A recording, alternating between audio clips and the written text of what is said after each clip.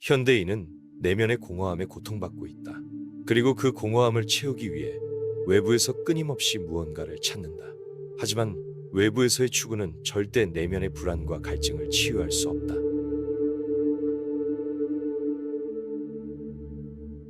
당신은 다른 사람들의 기대에 부응하려고 노력하며 마치 연기를 하고 있는 듯한 기분이 든 적이 있나요?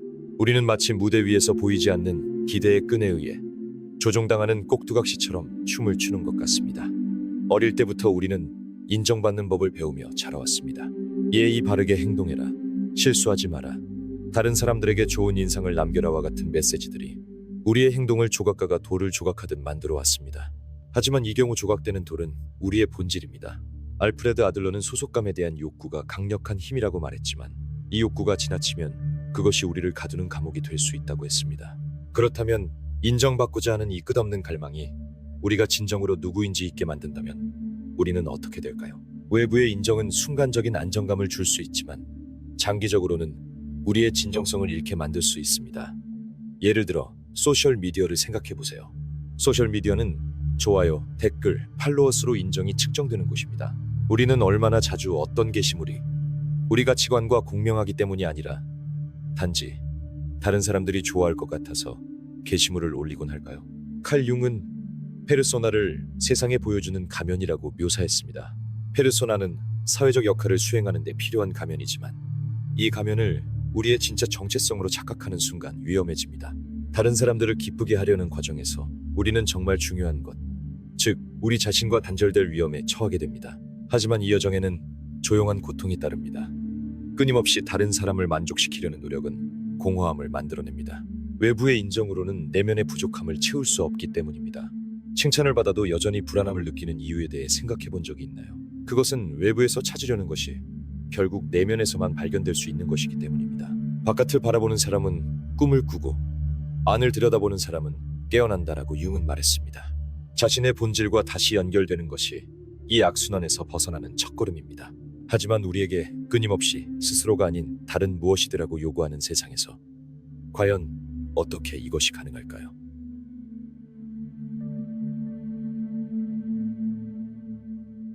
여러분은 소셜미디어가 우리가 자신을 바라보는 방식에 얼마나 영향을 미치는지 생각해 본 적이 있나요? 본래는 사람들을 연결하기 위해 만들어진 이 플랫폼들이 종종 우리를 끝없는 비교와 인정의 사이클에 가두기도 합니다. 게시물 하나, 좋아요 하나, 댓글 하나마다 우리는 편집된 자신을 만들어내도록 유도됩니다. 마치 우리의 삶을 보여주는 쇼윈도 같은 모습이죠. 놀랍게도 타인의 승인을 얻기 위해 애쓰는 과정에서 우리는 점점 더 진짜 자기 자신으로부터 멀어집니다. 알프레드 아들러는 소속감을 향한 욕구가 인간에게 필수적이라고 말했지만 이 욕구가 정서적 의존으로 변질되면 위험한 취약성을 만든다고 했습니다. 즉, 우리의 자존감이 타인의 생각에 얽매이게 되는 것입니다. 이런 역학은 보이지 않는 감옥을 만들어냅니다. 이 감옥은 비현실적인 기대치로 이루어져 있습니다. 피드를 스크롤하며 완벽해 보이는 삶들을 볼 때를 생각해 보세요. 화려한 여행, 조각 같은 몸매, 끝없는 성공들. 이런 끊임없는 쇼는 우리에게 더 나아져야 하고 더 가져야 하며 더 멋지게 보여야 한다는 생각을 강화합니다.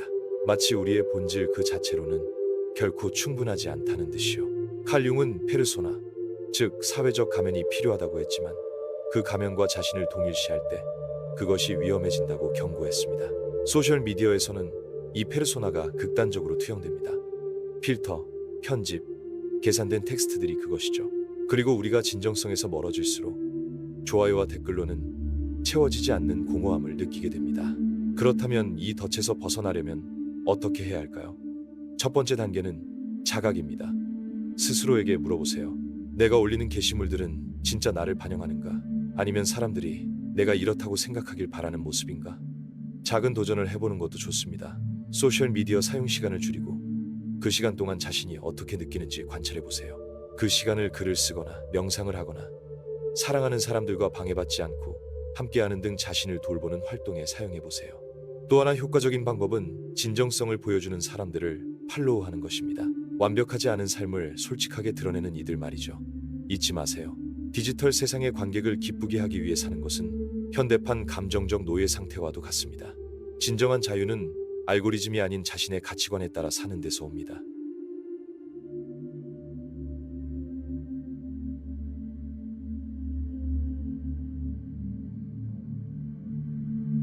여러분은 소셜미디어가 우리가 자신을 바라보는 방식에 얼마나 영향을 미치는지 생각해 본 적이 있나요? 본래는 사람들을 연결하기 위해 만들어진 이 플랫폼들이 종종 우리를 끝없는 비교와 인정의 사이클에 가두기도 합니다. 게시물 하나, 좋아요 하나, 댓글 하나마다 우리는 편집된 자신을 만들어내도록 유도됩니다.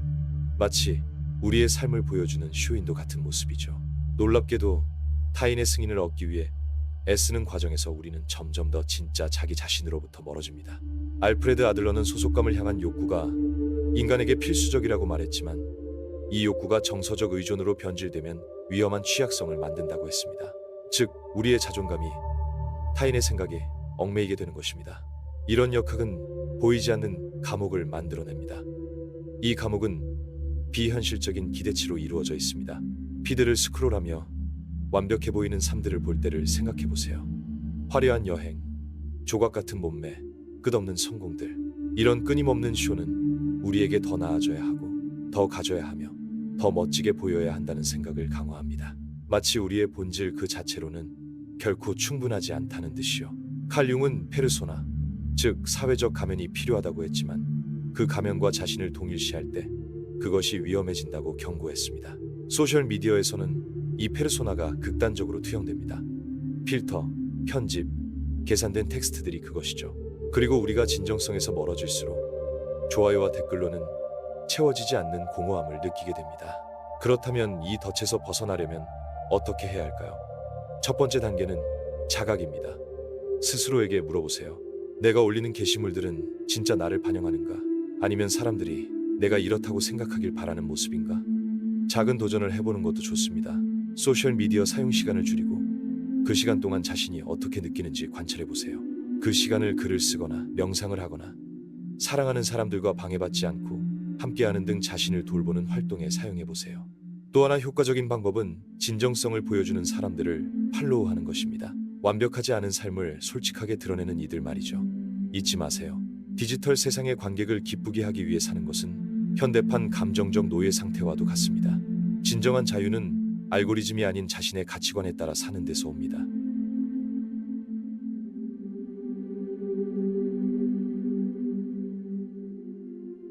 계속하기 전에 바이미에이 커피를 통해 후원해주신 모든 분들께 진심으로 감사의 말씀을 전하고 싶습니다. 여러분의 후원이 채널을 유지하고 더 좋은 콘텐츠를 제작하는 데 큰 힘이 되고 있습니다. 후원 링크는 제 프로필에서 확인하실 수 있으며 화면에 표시된 QR코드를 통해서도 쉽게 접속하실 수 있습니다. 감사합니다.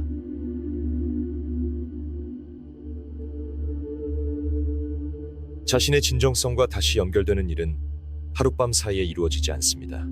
저는 이 채널에서 읽은 한 댓글이 떠오릅니다. 그 댓글은 이렇게 말했죠.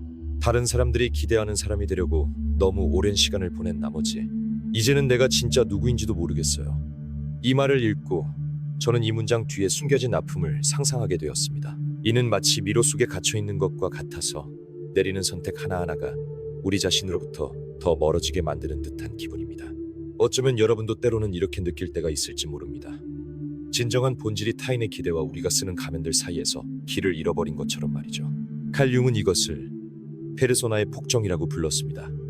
세상이 기대하는 역할에 맞추기 위해 스스로를 포기해야 한다는 압박감 말입니다.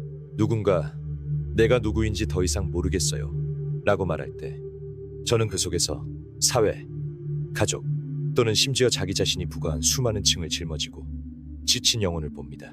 하지만 아세요? 이런 공허하고 단절된 느낌은 신호입니다. 그것은 당신의 본질이 주의를 요구하고 있는 것입니다. 첫 번째 단계는 아마도 가장 어려운 단계이겠지만 바로 이 불편함에서 도망치지 않는 것입니다. 스스로에게 물어보세요. 다른 사람을 만족시키기 위해 무시했던 나의 일부는 무엇인가? 이 질문의 모든 답을 한 번에 찾으려고 할 필요는 없습니다. 예를 들어 일기를 쓰며 자신이 진정성 있게 행동하지 못했다고 느꼈던 작은 순간들을 기록해보세요. 그렇게 하다 보면 반복되는 패턴과 가면이 특히 무겁게 느껴지는 삶의 영역들을 발견하게 될 것입니다. 이 과정은 용기를 필요로 하지만 동시에 자기 자신에게 친절해야 합니다. 우리 중 많은 사람들이 있는 그대로에 우리는 충분하지 않다고 믿도록 조건화되어 왔습니다. 그래서 우리는 세상에 보여주기 위한 개선된 버전을 만들어 왔던 것입니다. 브레네 브라운은 취약성의 힘에 대해 이야기하며 여기에서 열쇠를 찾을 수 있습니다. 자신의 감정에 정직해지는 것이야말로 해방의 시작입니다. 이를 실제로 시도해보는 것은 어떨까요?